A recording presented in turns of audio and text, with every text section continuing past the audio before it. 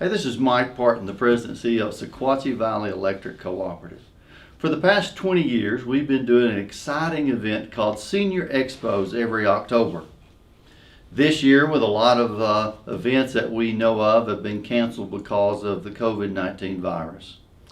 We're going to do something different this year, something that's exciting, something that we think all of you will be very interested in. We're going to be hosting a virtual Senior Expo throughout the month of October.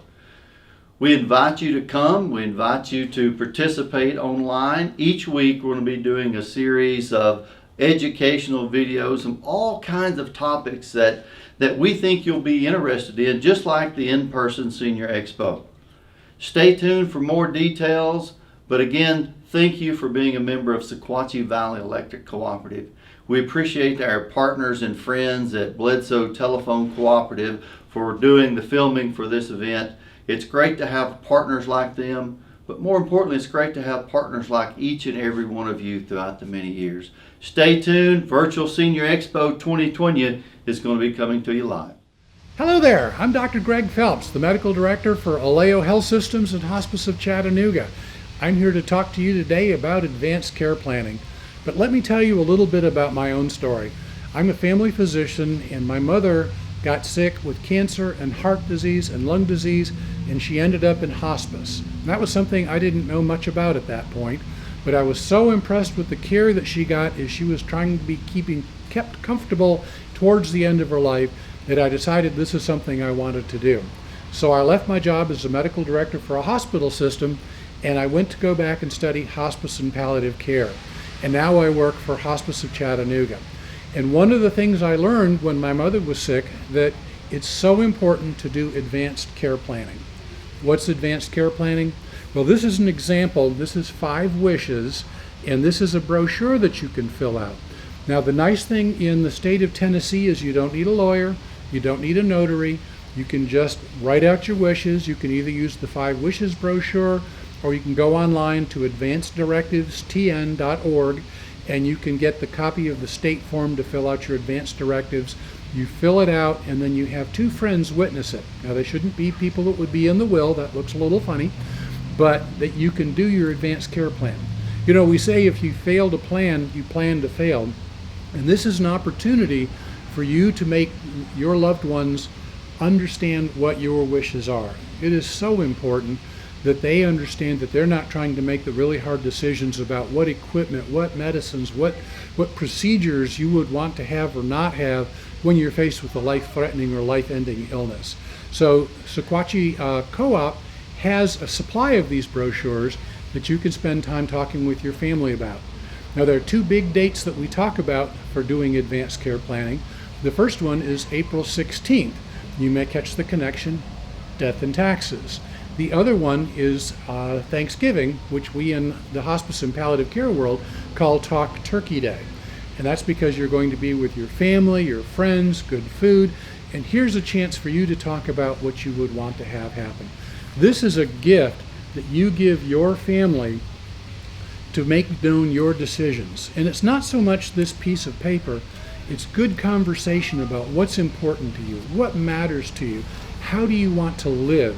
It's not so much about the dying, it's about how do you want to live, how do you want to be remembered. And this is a very important part of our care for your patients in hospice and in palliative care, is understanding what matters to the patient. Now, this is a lot to learn. I mentioned I went back to school at the age of 55. This is something doctors sometimes don't know a whole lot about. So it's worthwhile talking with your family, your doctors, about when is it time to be thinking about advanced care planning. In general, we say that you should have this conversation at least 3 times.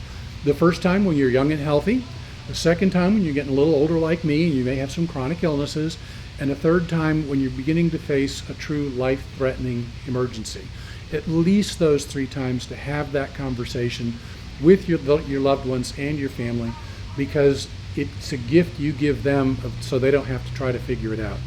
Very few things put the fun in dysfunctional, like a family that doesn't know what dad wants when he's in the ICU, and they're trying to figure out what would he want in this case. And this is a lot to learn and a lot to absorb, so it's good to have the conversation several times as life goes forward, illnesses progress, etc. I mentioned that I went back to school at the age of 55 to learn about this because it's such a new area and a new specialty. I actually wrote a book about it called Education of a Hospice Doctor that is my explanation of going back to school at an older age and learning about hospice and end-of-life care. So what we're proposing to you here is through the Sequatchie Valley Co-op, you can get a copy of these 5 wishes and go through them with your family. Now, what do the 5 wishes cover?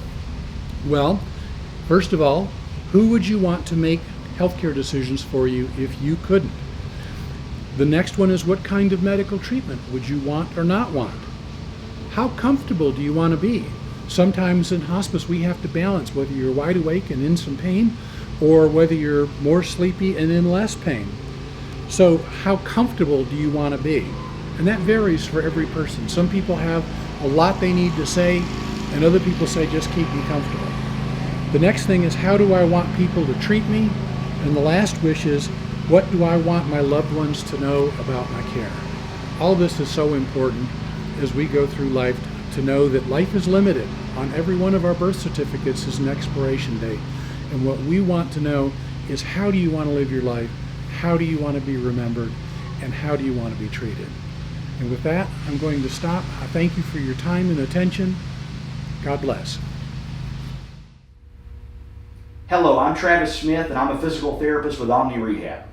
Hello everybody, I sure am sad that we can't be together like we usually are for the Senior Expo, but they've asked me to talk with you a little bit about something, and one of the things that I was thinking about was that folks are always asking me about shoulder pain at the Senior Expo in years past. And so I wanted to just kind of go over some ideas about shoulder pain, some things you can do to know if you have shoulder problems and that sort of thing. So the most common complaint that people have with the shoulder is they struggle with raising their arm above their head. And that's usually in a situation like changing a light bulb or getting something out of a cabinet, getting dishes or glasses out of a cabinet, putting something up on the countertop. Those kind of things. Anything that causes you to, or washing your hair is another thing that we'll hear people complain about. Well, there's many reasons why that can happen. And if you have had a bad fall or an accident or a car accident, something like that, then it's very important that you get an X-ray and make sure that that you don't have a fracture. But if there's not been any trauma, you've not fallen down some stairs or something like that, then the most likely thing is a little bit of dysfunction in your rotator cuff. And you've probably heard people talk about the rotator cuff. And I wanted to kind of go into that a little bit today and talk to you about what is the rotator cuff. So when the good Lord designed us, He put a big muscle on the top of our arm called the deltoid. And the deltoid raises your arm up into the air. When it shortens and pulls, it raises your arm up in the air. Well, the problem with that is that you have a little muscle that runs through this little gap in the shoulder blade here called the acromion, and it attaches here. And when you raise your arm and that big deltoid muscle picks it up in the air, it creates a mechanism of pinching here. And what prevents that from happening normally is the rotator cuff. The rotator cuff is a group of muscles that all attach to the head of the arm bone or the humerus, and it attaches to different points on the shoulder blade. When it fires like it's supposed to, when the deltoid is active and starting to pinch, it pulls down on the head of the arm bone so that we get this protective mechanism here, and we're able to raise the arm and keep that space. Now, when that happens, and it continues to happen, and you get this pinching, you'll finally start to wear through the muscle. And when you hear somebody that you go to church with or that you're friends with, and they've said they've had a torn rotator cuff, that's probably what's happened. They've worn through this muscle. And the underside of the acromion starts to get worn as well, and you'll develop a bone spur. And you've probably heard of people having a bone spur in their shoulder, and that's usually what causes it, is that repetitive stress of that kind of bumping underneath the acromion. And so what the doctor would have to do, a surgeon would have to do, is to go in there and actually repair it. And a rotator cuff repair is a very involved procedure where they go in and they will stitch up the tear in the muscle or the tendon, and then they'll also do something called an acromioplasty, where they shave off the underside of the acromion and knock those bone spurs off and free up some more space in there. So what we then they can also, in very severe cases, they may take off the end of the collarbone so that it doesn't crowd that area as well. But hopefully you're hearing this today and we can help you avoid some surgery. So what we want to do is some things to build up the rotator cuff. Now, what most people do when they say, well, I need to do some exercises for my shoulder, is they'll get a little weight and they'll stand and punch that weight up in the air. And they say, well, I'm going to make my arms stronger. But what you're really doing in that situation is you're making your deltoid stronger. Now, if you'll remember what I said a minute ago, the deltoid is kind of the culprit. It's overpowering the rotator cuff. So think about it. Do we want to make the deltoid stronger? No. That's. Let me just answer that for you. No, we don't. So we want to try to make the rotator cuff stronger so it can catch up with the deltoid. So what we're going to do is some exercises with a rubber band is a good way, and we have these at the office that we give to our patients who come to us. But you'll tie the rubber band onto something, and you'll put a towel up under your arm and pull the rubber band away from your body. So you're kind of rotating away from your tummy. Now, you don't want to let it get closer to the floor like this. A lot of folks start to do it like this, or they just start to turn their whole body, or they flap their arm. Those are things we can do to do this wrong. But you keep the arm down, you rotate through, and your hand almost feels like it gets a little bit higher when you do this correctly. It gets a little higher elevation as it rotates through. Then the other thing that you do is you tie it the other way. You tie it onto something over here, and then you pull it to your tummy. So we're working the external rotators, which externally rotates, and the internal rotators, which internally rotate and pull your hand to your tummy. Some other things we do is we want to make sure that your shoulder blades are moving good. So we do a lot of mobility with the shoulders up and down, which is this motion here where you're shrugging, making those shoulder blades move up and down the rib cage, and that gives you that strengthening aspect there. The other thing that we want to do is we want to be able to pull those shoulder blades back together in the back. So we're letting the shoulder blades move in and out on the rib cage. And that helps to make sure that is moving. Because remember, the actual shoulder socket is part of the shoulder blade. So when you hear us talk about scapular or shoulder blade exercises, the reason we're so concerned about that is because we're trying to make sure that we have proper alignment and positioning of that socket, so that we don't irritate the joint through that. Some other things that we can do is to work on the bicep. The bicep's a very important strength stabilizer. So you can get a soup can or a little weight, and you can curl that up like this. We can also work on some wall push-ups, and that's where you put your hands here on the wall, and we do a push-up on the wall, and you can give it a little extra push at the end, and that fires in another shoulder stabilizer called serratus anterior that really likes to fire when you're doing that. If we're wanting to gain some mobility, we would take a towel, and you can put a towel on the wall, and you can slide the towel up the wall, or you can take your fingers and walk up the wall if you're starting to get some pain when stiffness in your arm. So the main thing to keep to think about is to not let these problems get big. It's like a fire. If you can put the fire out while it's small, usually it's manageable.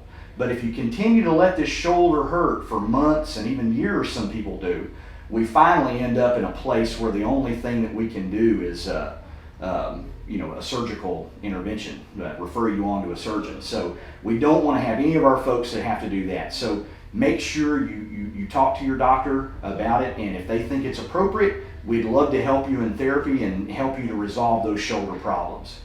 Thank you very much. Hi, I'm Tanya Richardson. I am paralegal support for the Pro Bono program with Legal Aid of East Tennessee. I'm really excited to tell you about what Legal Aid does and what kind of services we offer. Legal Aid is a nonprofit law firm. We provide civil legal services to individuals who qualify financially, to individuals 60 and older, and we provide civil legal services to anyone who is experiencing domestic violence. There's a big difference between civil legal matters and criminal matters. When someone is experiencing a criminal matter, the courts are set up to allow an individual who cannot afford representation to have an attorney appointed to them to assist them through the legal process in protecting their innocence. When an individual is having problems with a civil legal matter, these problems can range from small to large, but the really serious problems tend to have to do with your housing. They have to do with safety. They have to do with income maintenance, and that's where legal aid specializes. First of all, our priority being domestic violence and safety, following that with trying to help you maintain your housing and so forth. These attorneys, you cannot have a civil legal attorney appointed to you in these kinds of situations.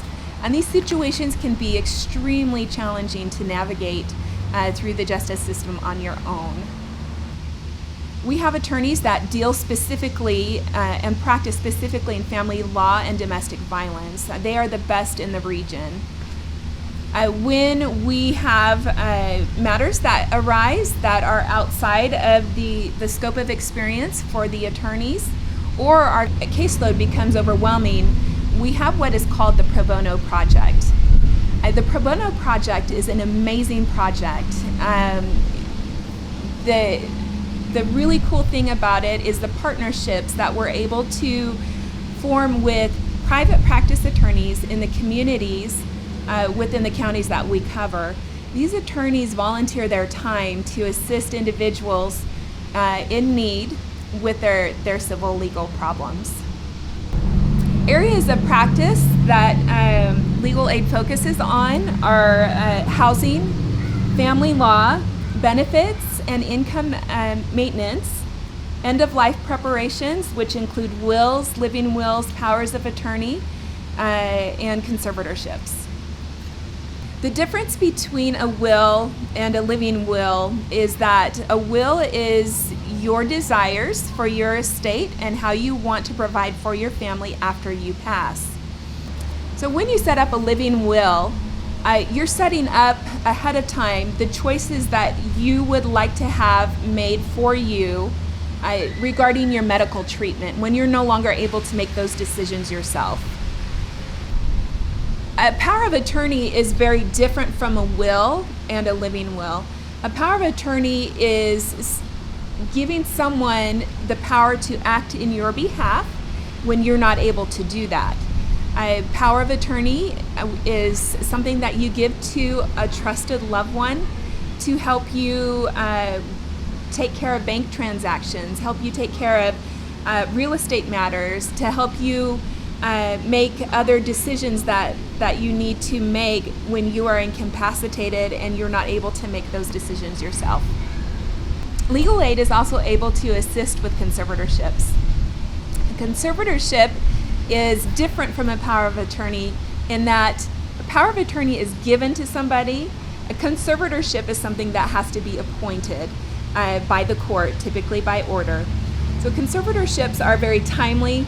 Conservatorships can use a lot of resources, and they can become very expensive for family members who are trying to obtain them to help with your care. Is there a need for a power of attorney if you've named someone on your bank account? This is a really good question.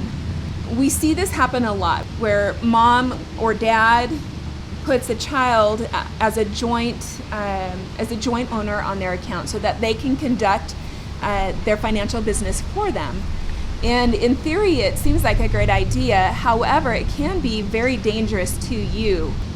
If that individual is sued in court, that account shows up as one of their belongings and therefore would be open to possibly being garnished. And so your money is not safe with having that individual on your account. It's much safer to set up your powers of attorney rather than putting an individual on your account. So if you would like to get a hold of us, if you have any questions or if you feel like we might be able to help you, we would love to speak with you. Our toll-free number is 800-572-7457. If you happen to be outside our service area, we can get you in touch with the individuals who can help you at the other legal aid offices. Brought to you by Bledsoe Telephone Cooperative, your full-service telecommunications provider right here in the Sequatchie Valley.